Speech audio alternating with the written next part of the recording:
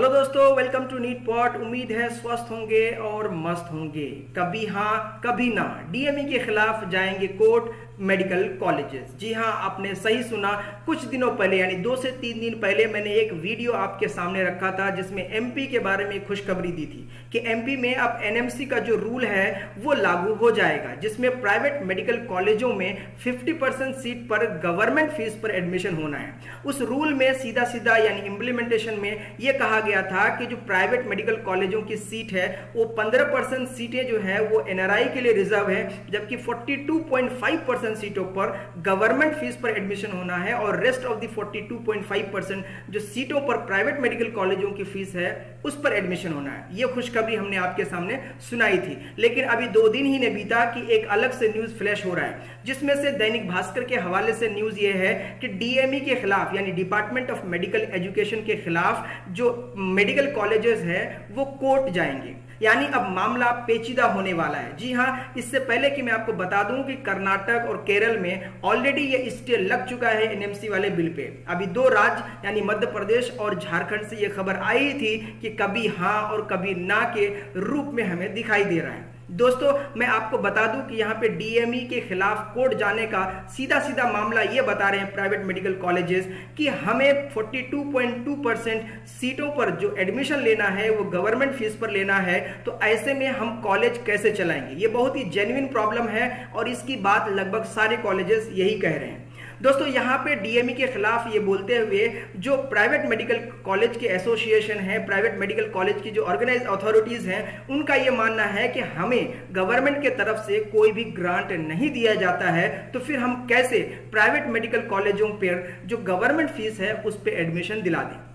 तो आइए देखते हैं क्या है पूरा मामला न्यूज के हवाले। दोस्तों, जैसे आप देख रहे हैं कि एक न्यूज़पेपर की कटिंग है। ये न्यूज़पेपर की कटिंग हमने कहां से ली है, ये पेपर मैंने हाईलाइट करके रखा है कौन कौन सा इंपॉर्टेंट पॉइंट है। उससे पहले मैं आपको दिखा दूं एज ए प्रूफ के तौर पर कि ये न्यूज़पेपर आपको गूगल पे मिल जाएगा। आप जैसे जाएंगे तो ये डीएमई के खिलाफ यही न्यूज़पेपर की कटिंग है। आप देख सकते हैं 16 सितंबर की जो ये न्यूज़पेपर है शुक्रवार को।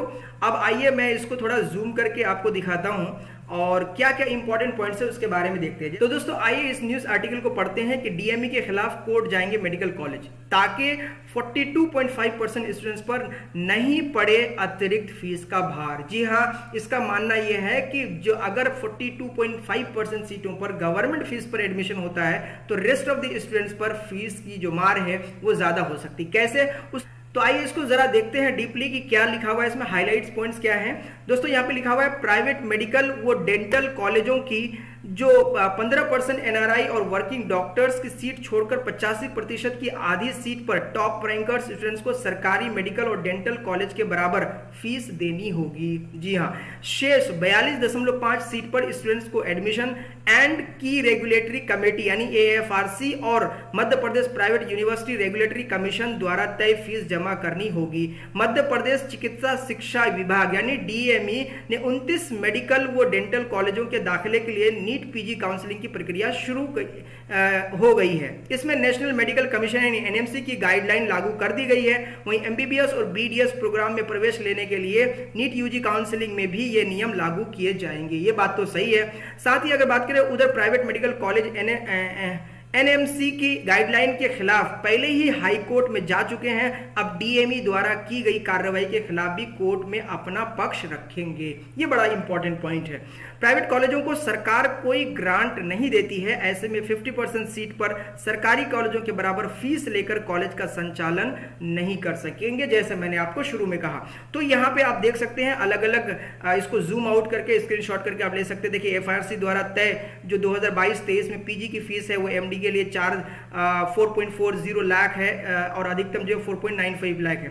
यही अगर हम बात करें नीट 2021-22 के लिए तो एमबीबीएस की फीस थी 8.33 और अधिकतम जो थी वो 11.41 लाख थी। बीडीएस के लिए 1.98 थी और 2.20 जो है ये अधिकतम फीस थी।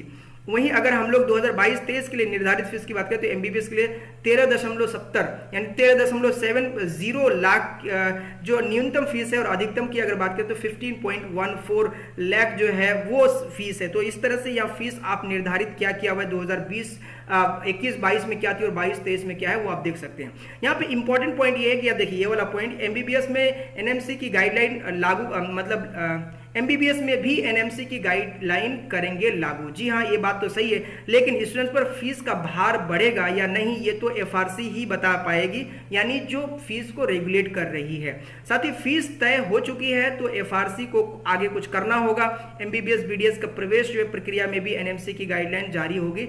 इस संबंध में एफआरसी को भी पत्र लिख चुके हैं। ये डॉक्टर जितेंद्र शुक्ला का कहना है, डायरेक्टर मेडिकल एजुकेशन यानी डीएमई कह सकते हैं आप। तो डीएमई ने ऐसा कहा है, डायरेक्टर मेडिकल एजुकेशन ने ये कहा है कि एफआरसी को ये तय करना है कि आगे क्या करना है। हालांकि मेडिकल कॉलेजों का रुझान साफ है कि वो कोर्ट में जाएंगे। ऐसे में हम कह सकते हैं कि कभी हाँ और कभी ना, और कभी हाँ और कभी ना के चक्कर में हमेशा नुकसान जो होता है वो नीट एस्पिरेंट्स को होता है। तो ये थी न्यूज आप सबों के लिए।